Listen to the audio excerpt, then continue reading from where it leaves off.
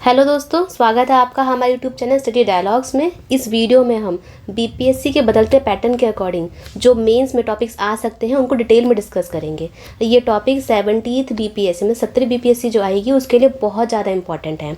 ठीक है, अब ये जो बीपीएससी ने अपना पैटर्न इस तरीके से चेंज करा है कि अब जो यूपीएससी में आने वाले जितने भी टॉपिक्स हैं वो बीपीएससी के लिए इंपॉर्टेंट हो जाते हैं। तो अब ये जो हम टॉपिक डिस्कस कर रहे हैं इन सभी वीडियो में वो बीपीएससी के साथ साथ यूपीएससी या फिर दूसरे पीसीएस के मेंस के लिए बहुत ज़्यादा इंपॉर्टेंट है। ठीक है, तो वीडियो को एंड तक ज़रूर देखिए, इसमें आपको बहुत कुछ सीखने को मिलेगा। और हमारे चैनल को सब्सक्राइब करें क्योंकि हम ऐसी और भी वीडियोस जो कि मेंस के लिए इंपॉर्टेंट रहेंगी, ठीक है, उसको हम आगे लाते रहेंगे। चलिए स्टार्ट करते हैं। आज का टॉपिक है anti defection law. Anti defection law का मतलब है दल विरोधी कानून। ठीक है, दल बदल विरोधी कानून। ठीक है, दल बदल विरोधी कानून है। इसको ये टॉपिक इतना ज़्यादा इम्पॉर्टेंट है कि पूरे साल न्यूज़ में बना रहता है और इससे रिलेटेड क्वेश्चंस को पहले भी पूछा जा चुका है मेंस में और आगे भी पूछने की बहुत ज़्यादा संभावना है।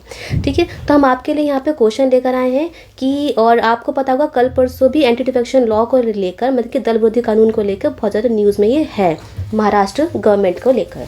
चलिए अब इस तरीके से क्वेश्चन कैसे पूछे जा सकते हैं। तो क्वेश्चन ये पूछ सकता है एग्जामिनर कि anti defection law has fallen short of fulfilling its mandate, do you agree, critically analyse. दल विरोधी कानून अपने मकसद को पूरा करने में विफल रहा है, क्या आप सहमत हैं, आलोचनात्मक विश्लेषण करें। ठीक है, ये क्वेश्चन है बीपीएससी में इसको 38 नंबर पॉलिटिक में पूछा जाता है। ठीक है, पॉलिटिक्स में 38 मार्क्स का क्वेश्चन है। चलिए अब इस क्वेश्चन को अटेम्प्ट करने से पहले हम लोग ये देख लेते हैं कि एंटी डिफेक्शन लॉ या फिर दल विरोधी कानून होता क्या है। चलिए, दल विरोधी कानून ऐसा कानून होता है जहाँ पर कि एंटी डिफेक्शन लॉ, ठीक है, जहाँ पर कि अब एक इंसान पार्टी ए का है, मतलब कि उसका मेंबर है और वो पार्टी बी में चला जाता है, स्विच कर लेता है, मतलब कि अपना दल को ही वो चेंज कर लेता है, दल को बदल लेता है। ठीक है तो पार्टी ए का, लेकिन वो कहाँ चला गया, बी में चला गया, अपने दल को उसने बदल लिया। तो ये तो है छोटी सी, एक बहुत ही छोटी इसकी डेफिनेशन है, बाकी सब कुछ हम आगे आने वाली स्लाइड्स में समझेंगे अच्छे से। चलिए अब ये तो बात हुई दल विरोधी कानून के बारे में। अब ये आया कब था, ये आया था 1985 में। ठीक है, 1985 में जब राजीव गांधी जी की गवर्नमेंट थी, ठीक है, उस दौरान इसको इंट्रोड्यूस करा गया था। कैसे इंट्रोड्यूस करा गया, 52nd अमेंडमेंट के दौरान इंट्रोड्यूस करा और 10th शेड्यूल में इसको रखा गया। ये हमारी बात होगी। चलिए नेक्स्ट देखते हैं और देखते हैं इसके बारे में। इसमें है कि ये अब इसको बनाया क्यों, क्या है, इसका उद्देश्य क्या है, इसका एम क्या है। इसका उद्देश्य ये है कि जितने भी मेंबर हैं या फिर जितने भी राजनेता हैं उनको डिस्करेज करना, प्रिवेंट करना कि भैया कि आप ऐसे किसी भी पार्टी में से दूसरी पार्टी में नहीं जा सकते। ठीक है, अगर आप जाओगे तो आपको पेनल्टी, आपको दंड दिया जाएगा। तो इसका मकसद यही है कि दंड देकर लोगों में डर पैदा करना कि अगर आपने पार्टी ए के हैं तो पार्टी ए के ही रहो, पार्टी बी में मत जाओ। ठीक है, चलो और क्या है इसका मकसद, इसका है ये इंश्योर करता है, ये जो कानून है ये इंश्योर करता है कि जो भी पॉलिटिशियंस हैं, जो भी राजनेता हैं, वो मतदाता, मतलब कि जो हम जो वोटर्स हैं उनके लिए जवाबदेही रखें, मतलब ये अकाउंटेबल हो। ऐसा नहीं है कि आप पार्टी ए के लिए चुने गए और आप पार्टी बी में चले गए तो आपको इसका जवाब देना पड़ेगा कि आप ऐसा आपने क्यों करा, हमने तो आपको पार्टी ए के लिए चुना था, उसकी विचारधाराओं के अकॉर्डिंग आपको चुना था, आप पार्टी बी में क्यों गए, आप अपने हित के लिए पार्टी बी को आपने क्यों चुना। तो इसी एंटी डिफेक्शन का लॉ का मतलब ये है। अब एंटी डिफेक्शन लॉ इसलिए भी है कि ये स्टेबिलिटी बनाए रखता है गवर्नमेंट में, किसी भी गवर्नमेंट में, क्योंकि अगर उस पार्टी के मेंबर या उस पार्टी के मेंबर बी पार्टी को छोड़ के चले जाएंगे तो यहाँ की जो मेजॉरिटी होगी, ए पार्टी की जो मेजॉरिटी है वो तो कम हो जाएगी। तो वो पार्टी क्या होगी, वो पार्टी नीचे गिर जाएगी। ठीक है, पार्टी नीचे गिर जाएगी, वो ख़त्म हो जाएगी और इस तरीके से पार्टी भी बन जाएगी। तो इसी चीज़ को रोकने के लिए और बार बार ऐसा करने से गवर्नमेंट जो है वो गिर सकती है, उसकी स्थिरता खत्म हो सकती है। इस चीज़ के लिए एंटी डिफेक्शन लॉ या फिर दल बदल विरोधी कानून लाया गया था। अब है कि अब इसकी ज़रूरत क्या पड़ गई। ठीक है, दल विरोधी कानून की आवश्यकता क्या पड़ गई, अब इसकी आवश्यकता देख लेते हैं। अब इसको हम अच्छे से समझ लेते हैं, शुरू से समझ लेते हैं। अब इसको हम लोग आया राम गया राम के नाम से भी जानते हैं, आया राम गया राम के नाम से। जैसे कि आया राम गया राम, यहाँ पर क्या होता है, जो ये बताता है कि राजनीति की रोकथाम के लिए, आया राम गया राम की राजनीति की रोकथाम के लिए कि लोग आए, एक पार्टी से आए दूसरी पार्टी में चले गए, फिर उससे आए फिर वहाँ चले गए, यहाँ से आए दूसरी पार्टी में तीसरी पार्टी में, ऐसी चीज़ को रोकने के लिए, बार बार उनकी फ्रीक्वेंसी को रोकने के लिए लाया गया था। अब ये ऐसा क्यों लाया गया था, क्योंकि 1966 में हरियाणा बना था, ठीक है। 1967 में वहाँ के एक एमएलए थे जिनका नाम था गयालाल। गयालाल जो थे वो उन्होंने सबसे पहले क्या करा, कांग्रेस में कांग्रेस के वो एमएलए थे। उसके बाद उन्होंने यूनाइटेड फ्रंट में चले गए। यूनाइटेड फ्रंट के बाद क्या हुआ, वो दोबारा कांग्रेस में आ गए। अब वो दोबारा यूनाइटेड फ्रंट में चले गए। तो समझ लो कि एक ही बहुत ही कम समय में 3 बार उन्होंने पार्टी बदल ली थी।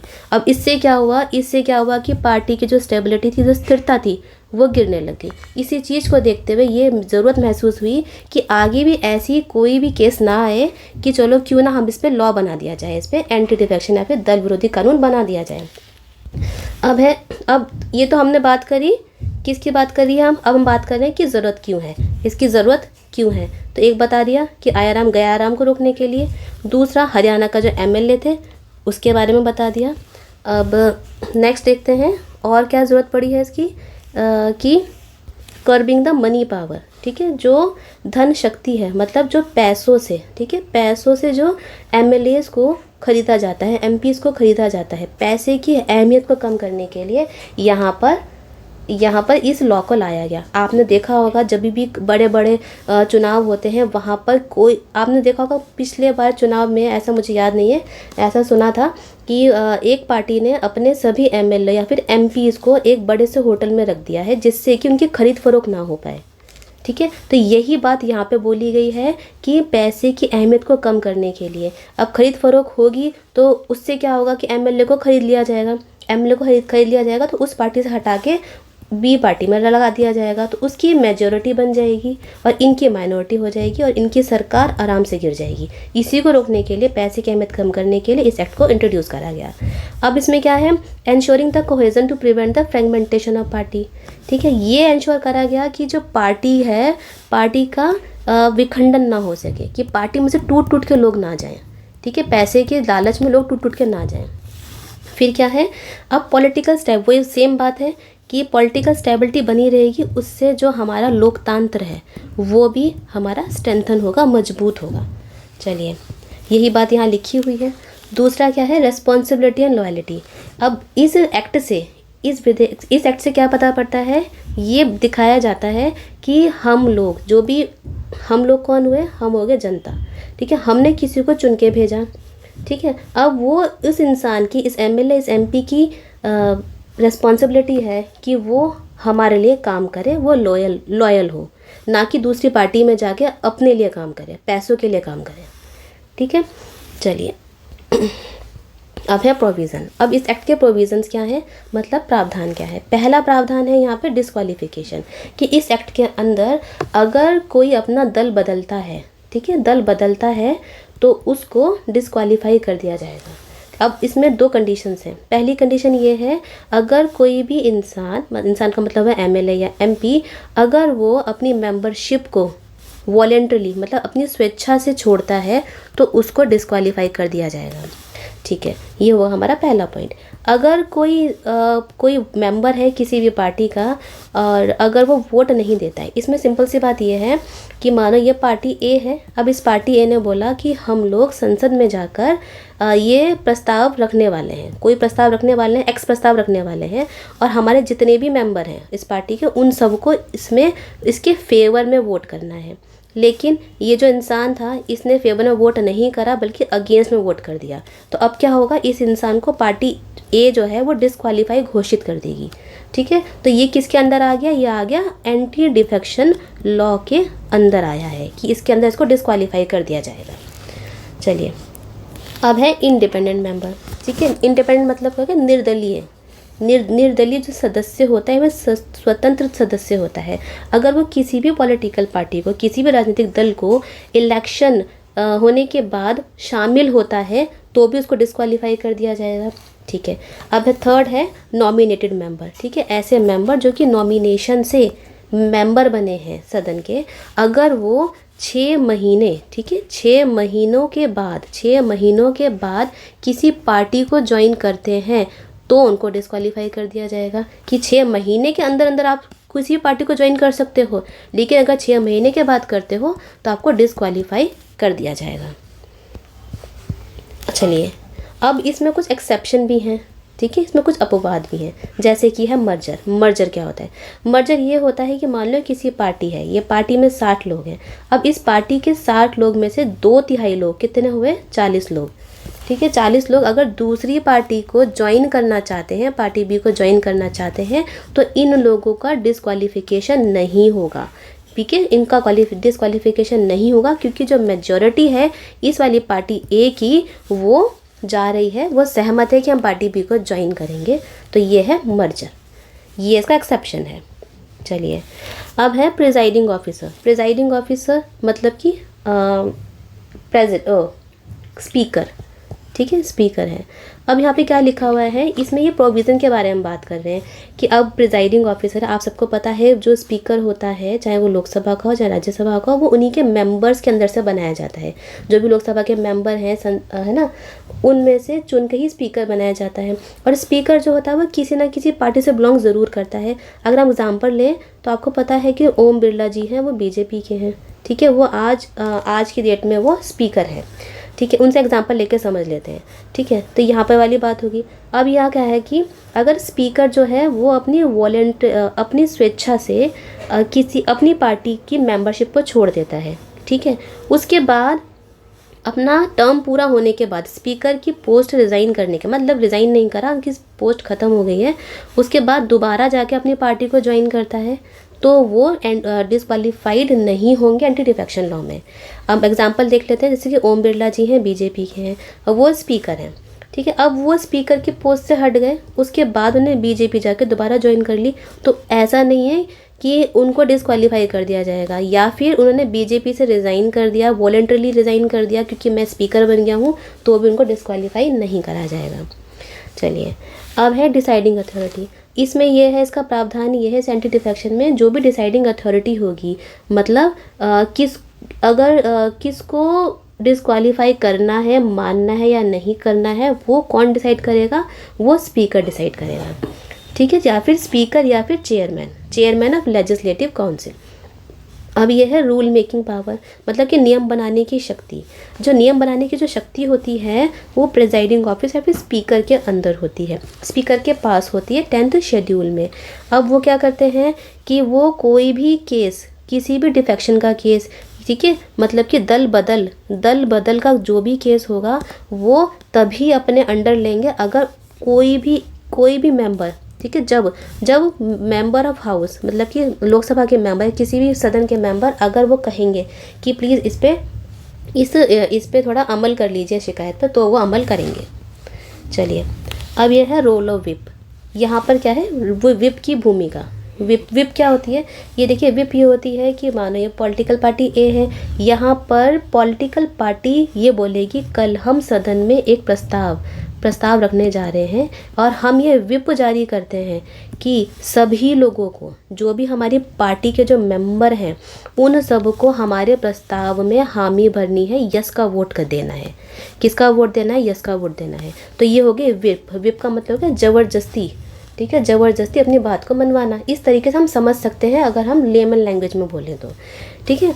तो वहाँ पर विप जारी कर दी कि हमारा ये कहना मानना है तो मानना है। अगर कोई मेंबर इस विप के अगेंस्ट जाता है और इसमें यस में वोट नहीं करता है, फेवर में वोट नहीं करता है, तो वो जो पार्टी है, पार्टी ए, इस मेंबर को डिस्क्वालीफाई कर सकती है।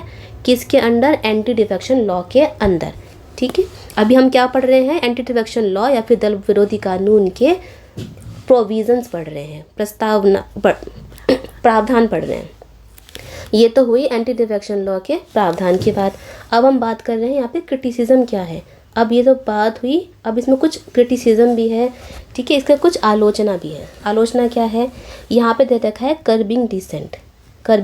इनका ये कहना है एक्सपर्ट्स का कि जो भी मेंबर है, किसी भी पार्टी का जो मेंबर होता है, इस चीज़ से, इस एंटी डिफेक्शन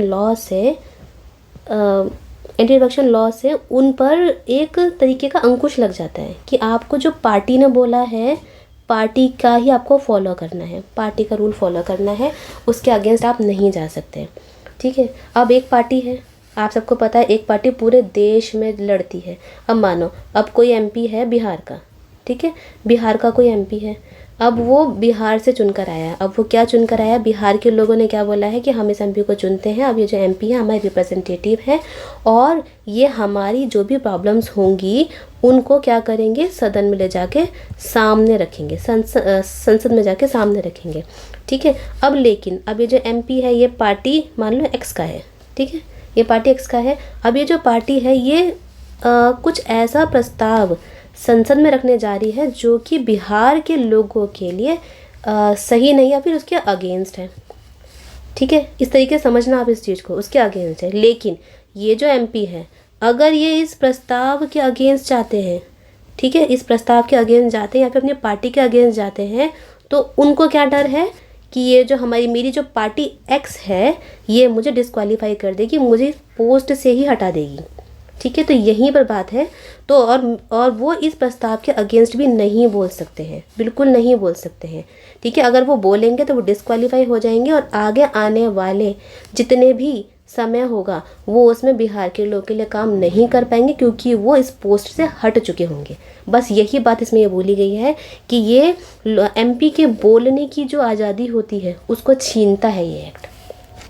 चलो, अब नेक्स्ट है lack of intra party democracy. Intra party democracy का मतलब क्या होगा कि अंतर पार्टी लोकतंत्र का अभाव, कि जो पार्टी में जो लोकतंत्र होना चाहिए, जैसे हमारे देश में लोकतंत्र लोगों की चलती है, ऐसे ही एक पार्टी में भी लोग हैं, मेंबर हैं, उनकी बातें सुन सुन के ही पार्टी आगे बढ़ती है, उनके सुझाव से आगे बढ़ती है। तो वहाँ पे lack of intra party democracy. अब ये क्यों है क्योंकि अगर किसी ने अपने पार्टी के अगेंस्ट बोला तो एंटी डिफेक्शन या फिर दल बदल विरोध कानून के अकॉर्डिंग उसको डिस्क्वालीफाई कर दिया जाएगा। तो देखा जाए तो ये क्या हुआ, ये क्रिटिसिज्म हुआ कि यहाँ पे लोगों की बोलने की आज़ादी को छीना जा रहा है। क्या बोल के, एंटी डिफेक्शन लॉ के अंदर। ये है एक क्रिटिसिज्म, इसका ये हो गया। नेक्स्ट क्रिटिसिज्म क्या है, fragmentation of party. Fragmentation of party. अब यहाँ पे क्या है कि इससे क्या होता है, to avoid the being disqualify under the law politician may form their own party. अब फ्रेगमेंट, इससे क्या होता है कि जो पार्टी है ना वो फ्रेगमेंट होती है, वो टूट जाती है, अलग अलग हिस्सों में टूट जाती है। क्यों टूट जाती है, इनडायरेक्टली देखें तो ये स्प्लिट के बारे में बात कर रहे हैं यहाँ पे। ठीक है, एक होता है मर्जर, एक होता है स्प्लिट। अब स्प्लिट में क्या होता है कि अब ये जो पार्टी है उसमें से लोग निकल के अपनी एक छोटी पार्टी बना लेंगे, छोटी सी पार्टी बना लेंगे और इससे पार्टी टूट जाएगी। अब इसका एग्जांपल लें तो जो महाराष्ट्र जो है ना, महाराष्ट्र में जो शिवसेना है वो इसी का एग्जांपल है। अब आप बोलोगे कि ये तो पॉसिबल नहीं है। ये पॉसिबल कैसे हो गया, क्योंकि अगर इस छोटी सी पार्टी पूरी बड़ी पार्टी में से लोग निकल कर नई पार्टी बना रहे हैं क्योंकि वो अपनी वॉलंटरी मतलब स्वेच्छा से बाहर निकल रहे हैं, तो उन लोगों को तो डिस्क्वालीफाई कर देना चाहिए। ये कैसे पॉसिबल है, ये पॉसिबल है। ये पॉसिबल कैसे है, ये है स्प्लिट से। स्प्लिट जो है वो मर्जर से अलग होता है। स्प्लिट का मतलब ये हुआ, एग्जांपल ले लेते हैं हम लोग, किसी पार्टी में 60 लोग हैं, 20 लोगों ने अलग हट गए और वहाँ से उन्होंने पार्टी बना ली। अब इनको डिस्क्वालीफाई हो जाना चाहिए, नहीं, ये बोलेंगे हम लोग मर्ज नहीं कर रहे हैं, हम कुछ भी नहीं कर रहे, हम स्प्लिट हो रहे हैं। उनका स्प्लिट का मतलब क्या हुआ, उनका ये कहना है हम जो 20 लोग हैं हम ही वो ओरिजिनल लोग हैं जिन लोगों ने पार्टी बनाई थी, हमने पार्टी की शुरुआत करी थी। तो हम अब इस 60 और हमारी 20 लोगों में से ही प्लस प्लस होते हुए हमने 60 मेंबर की पार्टी बनाई है, तो हम हैं ओरिजिनल लोग और हम इस पार्टी में से अलग होते हैं और 40 लोगों को अलग करते हैं। तो हमारी 20 पार्टी जो है, हम 20 लोगों की पार्टी, हम नई पार्टी बनाते हैं। ठीक है, और ठीक है, इसमें नई पार्टी हम लोग बना रहे हैं और बस नई पार्टी बना रहे हैं वो लोग। चलिए, अब नेक्स्ट है अंडरमाइनिंग द रिप्रेजेंटेटिव डेमोक्रेसी। अब इनका ये बोलना है कि जो रिप्रेजेंटेटिव डेमोक्रेसी है, रिप्रेजेंटेटिव डेमोक्रेसी का मतलब क्या है, जो लोग हमने चुन के भेजे हैं, ठीक है, उनको हमने वोट देकर भेजा है।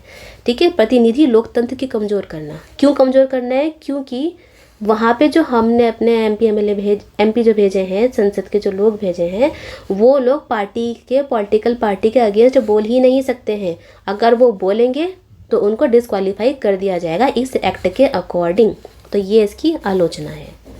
चलिए, अब दूसरा है कि कंट्रोवर्शियल रोल ऑफ स्पीकर। यहाँ पे ये बोला जाता है जो स्पीकर का रोल है, क्या स्पीकर का रोल है कि स्पीकर ही बताएगा कि इस मेंबर को डिस्क्वालीफाई करना है या नहीं करना है। वो सब कुछ स्पीकर के पास है, स्पीकर की पावर में आता है। यहाँ पर वो कह रहे हैं कि स्पीकर जो होता है वो क्या होता है, वो एक ना एक पार्टी जो पावर में होती है उससे बिलोंग करता है। सिंपल सी बात है। अब एग्जांपल देख लेते हैं, एक पार्टी ए और एक पार्टी बी। अब ये समझिए आप पार्टी बी जो है वो पावर में है, ठीक है। अभी जो पार्टी बी का जो स्पीकर ही होगा। अब इस पार्टी ए में से एक मेंबर आता है और पार्टी बी में चला जाता है। अब पार्टी ए वाले जाके शिकायत लगाते कि देखो इस मेंबर को हमने डिस्क्वालीफाई करना है, प्लीज़ आप डिसाइड करो, इसको जल्द से जल्द इसको डिस्क्वालीफाई करिए, ठीक है, इस मेंबर को डिस्क्वालीफाई करिए। ये स्पीकर के पास लेके जाते हैं। अब स्पीकर कौन है? स्पीकर है पावर में जो पार्टी है, रूलिंग पार्टी का मेंबर है वो। तो वो क्या करेगा, अपने पावर्स का यूज़ करते हुए इस मेंबर को डिस्क्वालीफाई नहीं करेगा। क्यों नहीं करेगा? क्योंकि उसकी जो पार्टी बी है उससे उसकी मेजॉरिटी बन रही है। तो यहीं पर स्पीकर का जो रोल है वो कंट्रोवर्शियल आता है, ठीक है, एंटी डिफेक्शन लॉ में। चलिए, ये तो बात थी इसके क्रिटिसिज्म की। अब ये देख लेते हैं क्या दूसरे देशों में भी ऐसा कोई कानून है। चलिए, अगर हम यूके में देखते हैं तो ऐसा कोई कानून नहीं है जो कि पॉलिटिशियंस को रोके कि आप एक पार्टी में से दूसरी पार्टी में जा सकते हैं। सेम यही है कि यूएसए में भी ऐसा नहीं है। यूएसए में तो ये है कि यूएसए में एंटी डिफेक्शन कानून नहीं है।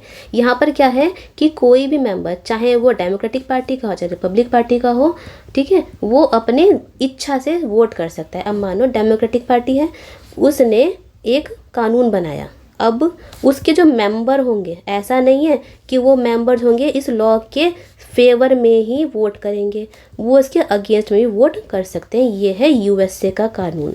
लेकिन अगर इंडिया में जो भी पार्टी है, रूलिंग पार्टी है, ठीक है, और उसने कोई भी बिल निकाला, बिल इंट्रोड्यूस करा, ठीक है, रूलिंग पार्टी ने बिल इंट्रोड्यूस करा लोकसभा में, तो वहाँ पे ज़्यादा चांस ये होते हैं कि ये जो बिल है वो कम से कम लोकसभा में तो पास हो ही जाएगा। क्योंकि अगर रूलिंग पार्टी के लोगों ने रूलिंग पार्टी के जो मेंबर हैं उन इस बिल के अगेंस्ट वोट करा तो उनको डिस्क्वालीफाई कर दिया जाएगा। तो एंटी डिफेक्शन लॉ जो है वो कहीं ना कहीं मेंबर्स में एक डर का भाव लेकर आता है।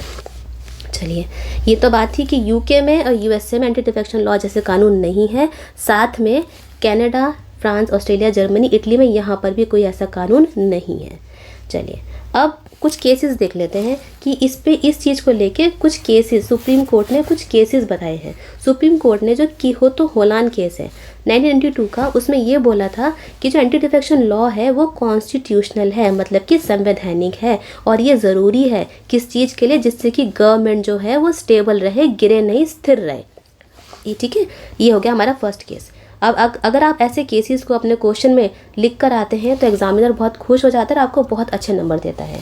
अब नेक्स्ट केस है, इसलिए जो जितने भी केस मैंने आपको यहाँ पे लिखवाए हैं अपनी कॉपी में इसको ज़रूर नोट कर लिया, आपको कहीं नहीं मिलेंगे, बहुत ढूंढने पर मिलेंगे।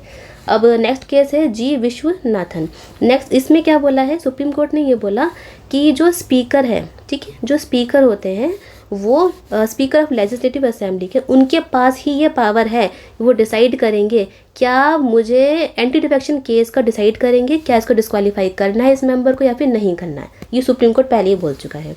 तीसरा केस है रवि एस नायक का केस, 1994 का जो केस है, उसमें ये बोला है स्पीकर या फिर चेयरमैन जो है वो ही डिस्क्वालीफाई कर सकते हैं इलेक्टेड रिप्रेजेंटेटिव को फॉर द डिफेक्शन। सेम सा केस है, सेम सा इसमें जजमेंट है।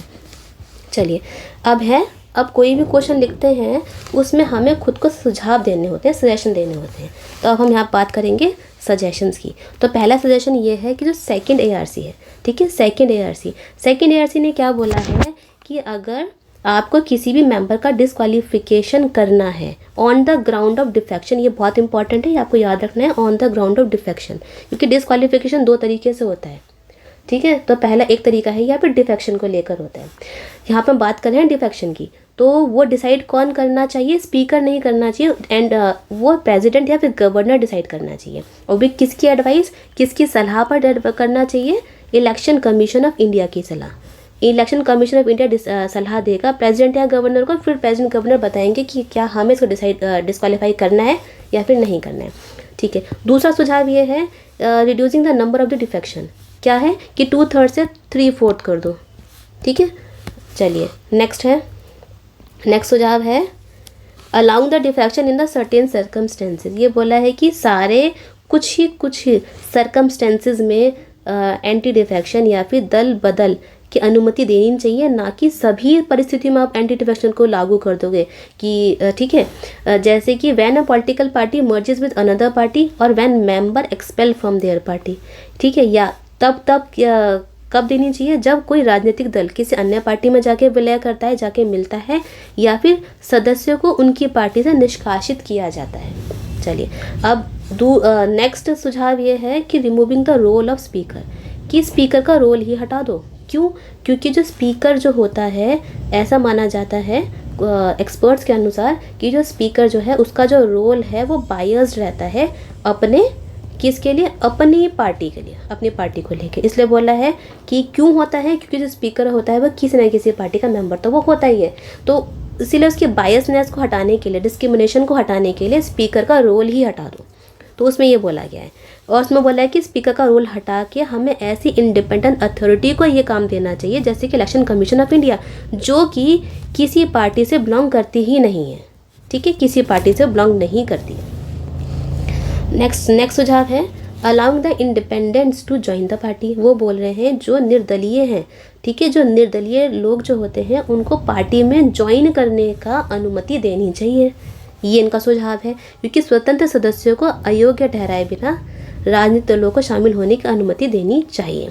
नेक्स्ट सुझाव है हमारा प्रोवाइडिंग अ ग्रेस पीरियड। इनका ये कहना है कि मानो आपने एक इंसान को, मतलब कि एक मेंबर को आपने डिस्क्वालीफाई घोषित कर दिया, फिर तुरंत उसको उस पोस्ट से मत हटाओ, उसको कुछ ग्रेस पीरियड दो 5 से 6 महीने का, ये ठीक है। मतलब कुछ भी हो सकता है, ऐसा नहीं 5 से 6 नहीं हो सकता, मतलब कोई भी कितने भी पीरियड मंथ का उसको ग्रेस पीरियड दो, जहाँ पर कि वो अपनी जो निष्ठा है, लॉयल्टी है, उसको अपनी पार्टी के लिए साबित कर सके कि नहीं देखो मैं अपनी पार्टी के लिए लॉयल हूँ।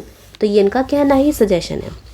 नेक्स्ट सजेशन है कि टाइम फ्रेम कि एक टाइम फ्रेम होना चाहिए, कि सुप्रीम कोर्ट ने ये बोला है कि एक टाइम फ्रेम होना चाहिए, इस तरीके का टाइम फ्रेम होना चाहिए कि 3 से 4 महीने जो भी होना चाहिए, उसके अंदर स्पीकर को डिसाइड करना है कि मैं इस मेंबर को डिस्क्वालीफाई कर रहा हूँ या नहीं कर रहा हूँ, वरना तो ऐसे ये जो केसेस हैं लगे रहेंगे, मतलब कि लाइन में लगे रहेंगे, और स्पीकर किसी को भी बोल देगा कि हाँ रुक जाओ अभी मैं डिसाइड करूँगा कि आप डिस्क्वालीफाई हो या नहीं हो, ठीक है।